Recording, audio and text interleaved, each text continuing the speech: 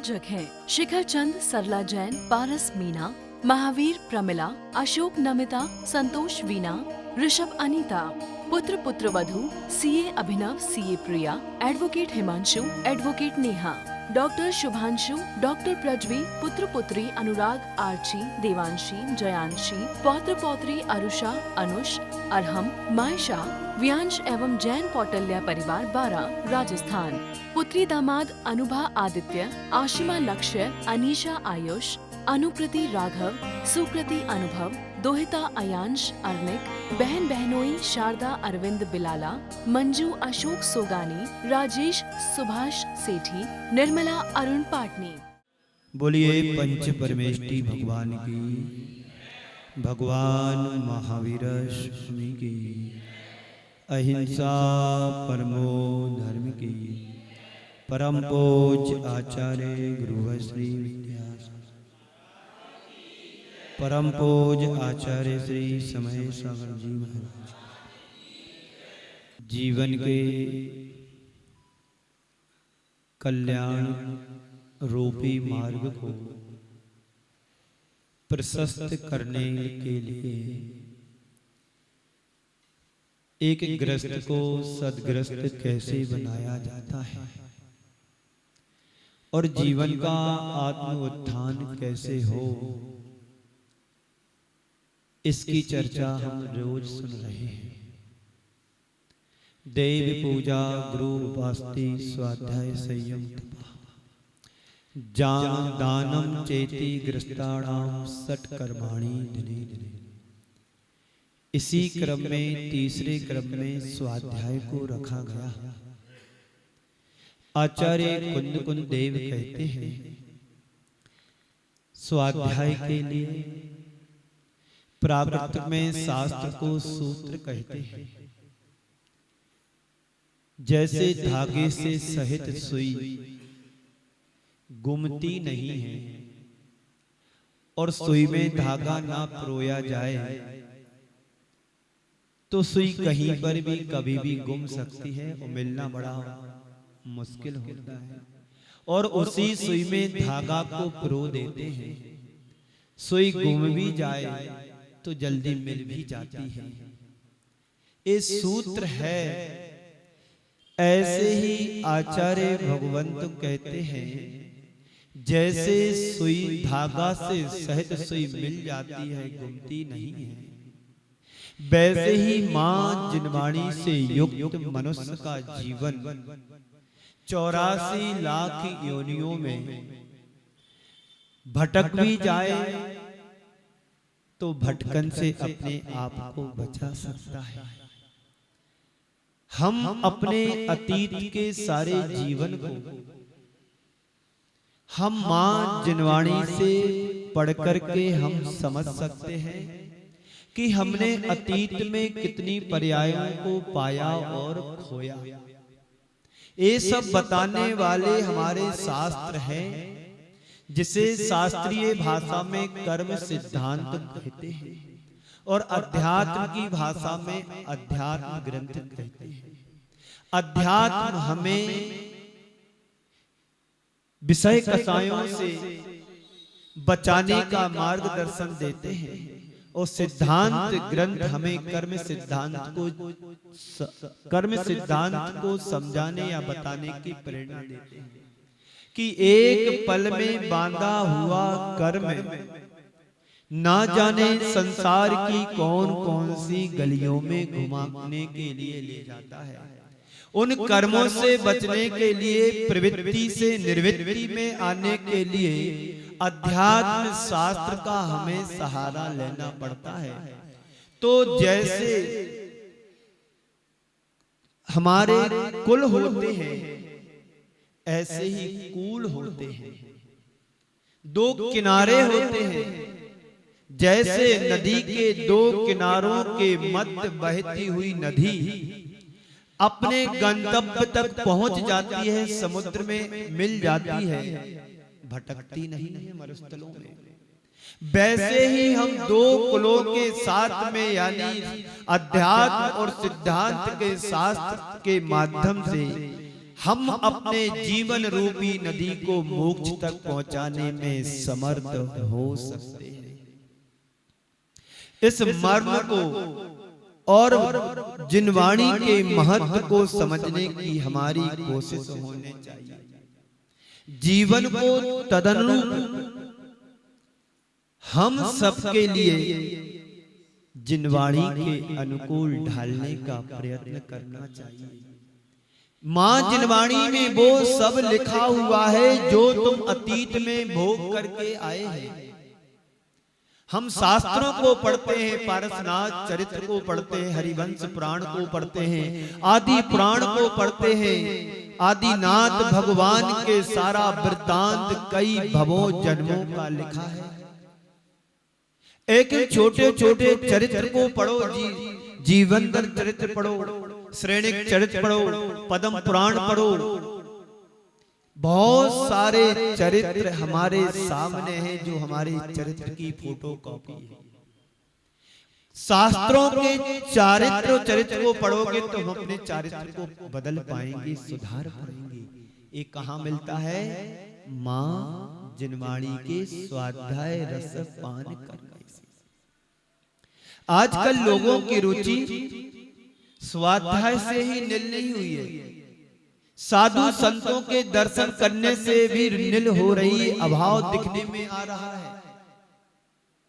आप कोई अच्छा फंक्शन रख दीजिए बाजार में, नाटिका रख दो, जुलूस निकालना हो वो रख दो, शाम के क्या बोलते हैं, जीवने की व्यवस्था रख दो, सुरा सुंदरियों के नाटक रख दो, नाटक मंच पर हजारों की संख्या जमा हो जाएगी। क्योंकि व्यक्ति का रुझान, व्यक्ति की रुचि उस तरह जुड़ गई है। व्यक्ति की कमजोरी नहीं है, उनके भावों की कमजोरी है। व्यक्ति पहले भी था, आज भी है। अंदर के परिणाम हमारे अध्यात्म और सिद्धांत से हटकर के राग द्वेष की बातों से जुड़ रहे हैं। इसलिए धर्म के प्रति उनका रुझान कम देखने में आ रहा है। बंधुओं, इस संसार की चीजें संसार को बढ़ाने वाली होती हैं और अध्यात्म और सिद्धांत की बातें या सूत्र हमें संसार से समेट करके मुक्ति को दिलाने वाले होते हैं। हम तत्वार सूत्र में पढ़ते हैं, सम्यक दर्शन ज्ञान चारित्राणि मोक्ष मार्गः। जन्म से हम सबने सुना है, सीखा है, पढ़ा है, जानते हैं कि मोक्ष मार्ग क्या है। एक किसी भी व्यक्ति से पूछें मोक्ष का मार्ग क्या है, तो उसको इतना तो पता है कि सम्यक दर्शन ज्ञान चारित्राणि मोक्ष मार्गः। लेकिन उसके प्रति हमारी रुचि क्यों नहीं हो रही है? हमें विषय नीरस क्यों लगता है, सरस क्यों नहीं लगता है? क्योंकि हमारा झुकाव अन्य जगह हो गया है। जिसको जिस चीज में रुचि होती है वो प्रयत्न करके उस वस्तु या चीज को ढूंढ लेता है। जयपुर में कोई सामान नहीं मिलेगा प्रतापनगर में तो मानसरोवर जाएगा, मानसरोवर में नहीं मिलेगा तो जौहरी बाजार जाएगा, वहां नहीं मिलेगा तो दिल्ली और बॉम्बे जाएगा, बेंगलुरु जाएगा, पुणे जाएगा। क्यों? हमें चाहिए। जैसे तुम सांसारिक वस्तुओं को पाने का हर भर प्रयत्न करते हैं, ऐसे ही काश ये समझ लो कि हमारी आत्मा का उत्थान किन चीजों से होगा। तो फिर आप जब आपकी सोच और रुचि और इंटरेस्ट यदि अध्यात्म आत्मा के कल्याण के मार्ग में जुड़ जाएगा तो आप ढूंढोगे साधु संत कहाँ हैं, आप ढूंढोगे पंच कल्याणक कहाँ हो रहा है, आप ढूंढेंगे सिद्ध चक्र अष्टांगा में कहाँ पर हो रहा है। क्यों? तुम्हें आत्मा से रुचि हो गई, तुमसे लागी लगन, तुमसे लागी लगन, ले लो अपनी शरण। कौन गाता है? सच्चा धर्मात्मा। हे प्रभु, आपसे लगन लग गई है, अब आप मुझे अपने चरणों में शरण दो। ये वही व्यक्ति ऐसे भाव रख सकता है जिसे अध्यात्म और सिद्धांत का ज्ञान होता है। कर्म सिद्धांत को समझो, एक एक पल हमारी पर्यायें बदल रही हैं और बदल ही नहीं रही हैं, कर्म भी बंध रहा है। 8 कर्म हमारे शास्त्रों में है और उनके 148 उत्तर भेद हैं। एक कर्म प्रति पल, अभी आप यहाँ पर सुन रहे हैं तब भी आश्रव जारी है और बंद है। पूजन करते समय भी आश्रव हो रहा है और बंद हो रहा है। यदि आपके निर्मल परिणाम हैं तो शुभ बंद होगा और उस पर भी नाप तोल चल रहा है, राग देश चल रहा है, मोह चल रहा है, तो अशुभ बंद ही होगा। उससे फिर क्या परिणाम निकलेगा? क्या परिणाम निकलेगा? जो निकलेगा वही निकलेगा। तो शास्त्र स्वाध्याय भी हमारे जीवन में जुड़ना चाहिए। भले आप ज्यादा समय नहीं दे सकते तो कम से कम आध घंटे का समय तो जीवन के लिए निकालो। परसों मैंने एक बहन जी से कहा जो चौके में थी, नाम मुझे पता नहीं, शकल में अच्छे से जानता हूं क्योंकि 4 दिन आहार भी कर। यहां आए, नमोस्तु किया, 3-4 बजे की बात होगी। मैंने कहा कि आप लोगों ने बहुत अच्छा काम किया धर्म प्रभावना का। अब आप के लिए सुबह दोपहर शाम 3 में से जब आपको टाइम मिलेगा, समय मिले, तो एक टाइम से आप अवश्य जुड़े। तो छूटते ही उन्होंने कहा, महाराज जी ये नहीं हो सकता। क्या कहा? ये नहीं हो सकता। मैंने क्यों? मुड़े मेरे एक 1.5 साल का बेटा, एक 5 साल का बेटा है, इनको संभालना पड़ता है। फिर मेरे अंदर भाव कुछ निकले नहीं उनके लिए बोलने के लिए। हमने कहा आशीर्वाद है। ए सुचि, ए रुचि, ए दृष्टिकोण, ए सोच व्यक्ति की आज बन रही है कि धर्म के प्रति उनके हृदय में कहीं पर स्थान। मैंने फिर उनसे कहा, आप कहीं फंक्शन में नहीं जाते हो क्या? आप जिस ग्रुप से जुड़े हैं बहुत सारी चीजें होती हैं सामाजिक, जाना पड़ता है, नहीं चाहते हुए भी जाना पड़ता है। जैसे आप उधर जाते हैं और एक बार 24 घंटे में यदि आप इधर आते हैं, वहां जाओगे तो पाप का बंद होगा और यहाँ आओगे तो पाप की निर्जरा और पुण्य का बंद होगा। ये जैन दर्शन का सिद्धांत है। मंदिर में यदि झाड़ू भी लगाना पड़े तो कभी संकोच नहीं करना, यहाँ पर पुण्य ही बनेगा। मंदिर के बर्तन भी तुम्हें साफ करने का अवसर आए तो कभी अवसर छोड़ना नहीं, यहाँ पर पुण्य का बंद होगा। मंदिर में कभी द्रव्य धुलने का अवसर आए तो कभी संकोच नहीं करना कि इतने सारे पूजन करें कि मैं द्रव्य क्यों धुलूं, जिनको पूजन करने वो धुले।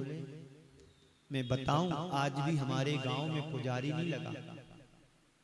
आज भी हमारे गांव में विशाल 3 मंदिर हैं 200 वर्ष पुराने लगभग, कोई पुजारी नहीं। सब जाते हैं अपनी अपनी अनुकूलता से। कोई प्रक्षाल करता, कोई जल भरने जाता है कुएं पर, कोई आकर के गर्म करता है, कोई प्रक्षाल करने को लुक जुट जाता है, कोई चावल द्रव तैयार करता, कोई धुलता है, कोई बर्तन को धुलता है, कोई बर्तन को पहुंच करके वेदियों पर लगाता है। ये तुम्हारे निर्जरा के और पुण्य के साधन हैं। ये पुण्य और निर्जरा के साधन है। इसको भी एक स्वाध्याय का रूप दिया गया है कि हमारी क्रिया क्या है।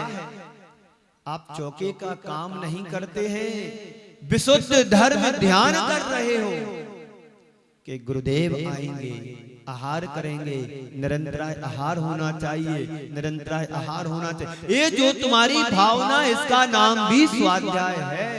ये प्रैक्टिकल है, थ्योरी वाला नहीं है। दो प्रकार का स्वाध्याय आप श्रवण कर रहे हैं, ये भी एक स्वाध्याय का रूप है। और मैं बोल रहा हूं धर्मोपदेश स्वाध्याय के 5 भेदों में आया है। स्वाध्याय के 5 भेदों में एक धर्म उपदेश आया है। मैं बोल रहा हूं, अपना भी स्वाध्याय कर रहा हूं, और आप सुन रहे हो तो अपना भी स्वाध्याय कर रहे हैं। ये सिद्धांत है। तो जीवन को तदनुरूप ढालने का प्रयत्न करें, तो हमारी जो रुचि अरुचि बन रही है उसको पुनः धर्म से जुड़ करके रुचि को क्रिएट करो, अंदर भाव जगाओ, अंदर की जागृति लाओ कि इससे ही हमारे जीवन का कल्याण है। एक बार ऐसा हुआ, एक युवक से कहा कि भाई धर्म ध्यान किया करे। जीतू भाई आज तुम बैठ गए हो तो सुन लो। एक आप जैसे युवक से कहा, कम उम्र वाले से, 20-22 साल वाले युवक से, बेटा धर्म ध्यान किया करे। तो क्या बोलता, महाराज जी अभी उम्र कहाँ है धर्म ध्यान करने की। महाराज श्री अभी उम्र कहाँ है धर्म ध्यान करने की। अभी तो मौज मस्ती, खाओ पियो और अपनी पढ़ाई लिखाई जॉब करो, एंजॉय करो, इसका समय है अभी तो। ठीक है, कोई बात नहीं। एक 70 साल के युवक से, किससे, वृद्ध क्यों कहूं मैं, वृद्ध तो वो अपने गुणों से बना है, पर्याय से बना है। 80 साल का युवक वृद्ध भी यदि उत्साहित है तो आज भी वो युवा ही माना जाता है। इस कार्यक्रम के पुण्यार्चक थे शिखर चंद, सरला जैन, पारस मीना, महावीर प्रमिला, अशोक नमिता, संतोष वीना, ऋषभ अनीता, पुत्र पुत्रवधू CA Abhinav, CA Priya, advocate Himanshu, advocate Neha, doctor Shubhanshu, doctor Prajvi, पुत्र पुत्री अनुराग, आर्ची, देवांशी, जयांशी, पौत्र पौत्री अरुषा, अनुष, अरहम, मायशा, व्यांश एवं जैन पौटल्या परिवार 12 राजस्थान। पुत्री दामाद अनुभा आदित्य, आशिमा लक्ष्य, अनीशा आयुष, अनुकृति राघव, सुकृति अनुभव, दोहिता अयांश अर्निक, बहन बहनोई शारदा अरविंद बिलाला, मंजू अशोक सोगानी, राजेश सुभाष सेठी, निर्मला अरुण पाटनी।